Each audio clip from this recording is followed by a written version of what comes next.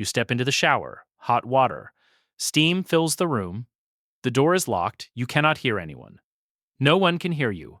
For a few minutes, you are completely, perfectly alone.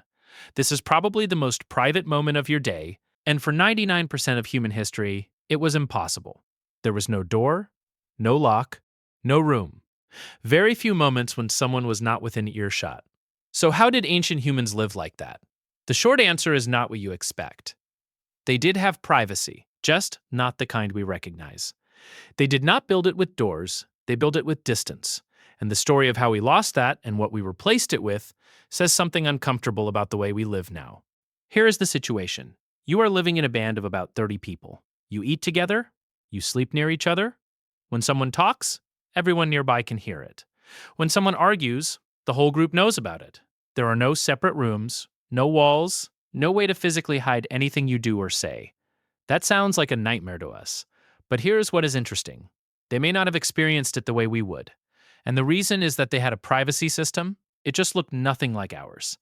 Think about it this way. When you need privacy in a modern house, what do? You close a door, you put a wall between yourself and other people. You block the sound, you block the sight, you create a physical barrier. Your ancestors could not do that.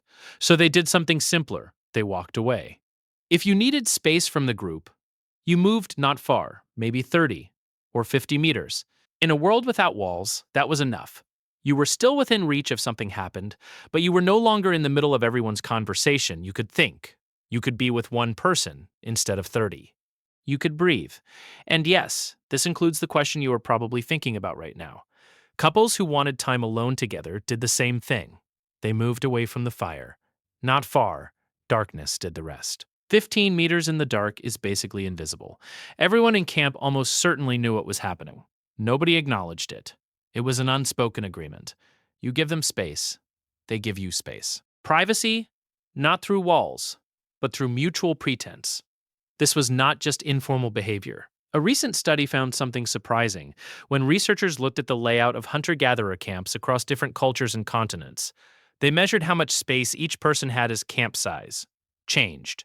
And what they found was the opposite of what happens in modern cities. In a modern city, when more people move in, everyone gets packed closer together. Apartments get smaller, streets get narrower. Personal space shrinks. That is how cities work. More people means higher density. Hunter-gatherer camps did the opposite. When more people joined the group, families spread further apart. The camp got bigger, but it also got more spread out. Each family had more space between them and their neighbors, not less. Think about what that means. These people were not trapped in a privacyless world. They were actively managing their personal space. When the social pressure of a larger group increased, they gave each other more room. No walls needed, no construction. Just a simple, elegant solution. Move your sleeping area a few more meters from the next family. This is the oldest privacy technology in human history. It is not a lock. It is not a door. It is distance. And it worked for hundreds of thousands of years. But it had one requirement: open space. You can only walk away if there is somewhere to walk to, and that changed about 10,000 years ago. When humans began farming and settling down, they stopped moving. More and more people began staying in one place for longer periods. They built houses, they stored food, they accumulated things they could not carry, and they built those houses close together because the fields and water sources were in fixed locations. Suddenly, the old privacy system broke. You could not walk 50 meters away from the group anymore because your house, your food, and your livelihood were in one spot. The open landscape that had given your ancestors room to breathe was gone, replaced by a village. And in that village, everyone was close, permanently. So humans had to invent a new privacy system. They built walls, then doors, then locks. Each one was an attempt to recreate the distance that used to exist naturally, but in a much smaller space. A wall is a compressed version of 50 meters of open ground. A door is a compressed version of walking away. A lock is a compressed version of being out of earshot. But here is the difference, and this is the important part. Distance was flexible. You could be 10 meters away, close enough to hear your name, far enough for a quiet conversation. Or 50 meters, almost invisible in the dark, but still part of the camp. You could adjust it in real time based on how much space you needed in that moment. A wall does not work like that. A wall is binary.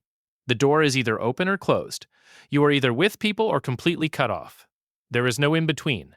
There is no 50 meters away but still part of the group. Your ancestors could be private and connected at the same time. We cannot, when we close the door, we disappear. When we open it, we are fully exposed, and that might explain something about modern life that we rarely talk about. We have more privacy than any generation in human history.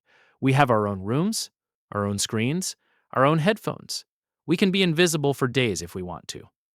But we also report more loneliness than any generation ever measured. We have all the privacy we could ever need, and we still feel disconnected. Maybe the problem is not that we have too much privacy or too little. Maybe the problem is that we replaced a flexible system with a rigid one. We swapped distance for walls, and walls do not let you be halfway present. For hundreds of thousands of years, privacy was not a room you entered. It was a distance you chose. If you want to keep exploring how your ancestors solved problems we are still struggling with, subscribe to Dr. Caveman. Now here is the part that matters most. Here is what changed. Your ancestors had a system where privacy and connection existed on the same spectrum. You could slide between them, need space, walk further, need people, walk back. The group was always there. The distance was always adjustable. You were never fully private and never fully exposed. You lived somewhere in between, and that in between may have been exactly what human beings were designed for. We do not have that anymore. We have rooms, we have doors. We have locks and passwords and noise-canceling headphones. Each one is brilliant at creating privacy, and each one is terrible at maintaining connection at the same time. Think about your daily life. You are either in a meeting with people or alone at your desk. You are either at a party or home by yourself. You are either on a phone call or in silence. There is very little space in modern life where you can be near people but not with them, where you can be quiet but not isolated, where you are alone but still part of something. Your ancestors had that space. It was called 30 meters of open ground. And it may have been the most important piece of social technology humans ever invented. Not because it gave them privacy, but because it gave them privacy without taking away belonging. So the next time you step into that shower, lock the door and stand under the hot water in perfect silence. Notice what that feels like. It feels safe. It feels necessary. It feels like something you could not live without. But also notice what is on the other side of that door. Silence. Not the comfortable silence of a group that knows you are nearby. The empty silence of a world where no one knows you stepped away. Because there is no group to step away from. Your ancestors had no doors, but they had something we are still trying to rebuild. They had distance, the kind that gave them space without making them disappear. Maybe that is what we actually need. Not more walls, not fewer walls, just a way to step back from the world and still know that someone would notice if we did not come back.